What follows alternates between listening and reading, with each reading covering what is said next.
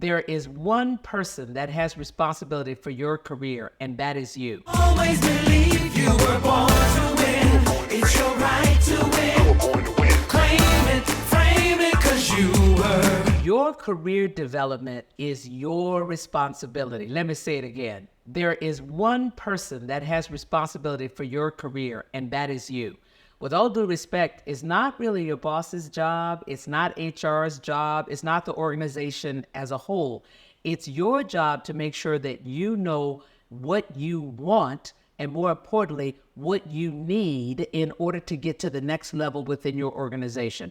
That's one of the most important things for you to understand when you first walk into a new opportunity. If you did not ask the question while you were interviewing, what does success look like in this role? Or give me the profile of a superstar, then you might be starting a new opportunity and you're not really sure what success looks like in the role that you're in. So the first thing you want to do, if you haven't already done it, is have that conversation with your key stakeholder, which is your boss, and say, tell me what success looks like in this role.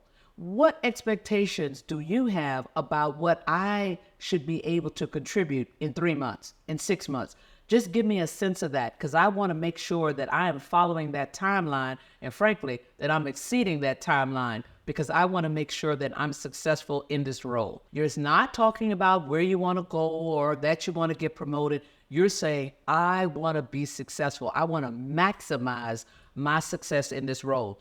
So you want to get a sense of what they value very early on in any new role. Now, if you've been in that role for a while and you have not been promoted, chances are you're not really sure what it takes. You haven't had the conversation, and you may be working really hard, but you're not moving because you're offering that which is not valued.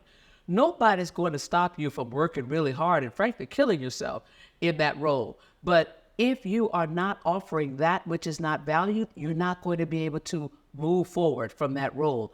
And if you are not sure about what you want, then you can continue to stay right there executing every day, but you're not adding anything to your intellectual tool chest, your experiential tool chest, or frankly, maybe even expanding your network, your relationship tool chest. So first, what do you want? Second, how long do you want to stay in that role, acquiring those skills and those experiences and meeting new people? You want to have a sense of a timeline, because frankly, time is moving so fast these days that if you don't put yourself on a timeline, it is really easy to look up and it's 2 years gone, 3 years gone, and you're still doing exactly the same thing. So what you want, put it on a timeline. Now think about, what do you need in order to accomplish that? Does your organization offer online courses? Do they offer courses for you to go to a nearby academic institution? Are there different kinds of webinars that you can go to? Are there conferences that might add to your intellectual and your relationship tool chest?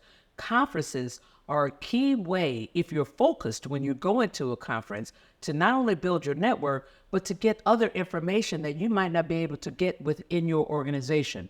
Now, after you have found yourself on your timeline and you have been knocking off those goals one after the other, now you want to make sure that you have a check-in with your key stakeholder. Now you want to say, hey, listen, Sam, I have done the following 5 things. These were my goals when I started. Here we are in August, 8 months in, and I've been able to accomplish 3 of those goals. Now, in the process of doing that, I also think I ought to learn this, or I ought to be exposed to that. Just want to make sure that you might value me having those skills before I take my extra time to invest in that particular area. Now, the good news about having that conversation is that Sam may say, I wouldn't waste my time with that because you really need to get better at this. And that is important feedback for you to have, because you will not be able to continue to develop your career until you've mastered that. That's what Sam is saying to you. But if Sam says, oh, you're doing a great job with that, yeah, I think it might make some sense for you now to do A and B. Now you know that you are well on your way to advancing and that you can acquire new skills, which gives you the ability to have a different conversation with Sam about moving to the next step after you have mastered that. Your career development is your responsibility. The organization, you should think about it as a tool and a place for you to develop those skills and acquire those experiences and those relationships that will enable you to continue to develop as a career professional. Go get them.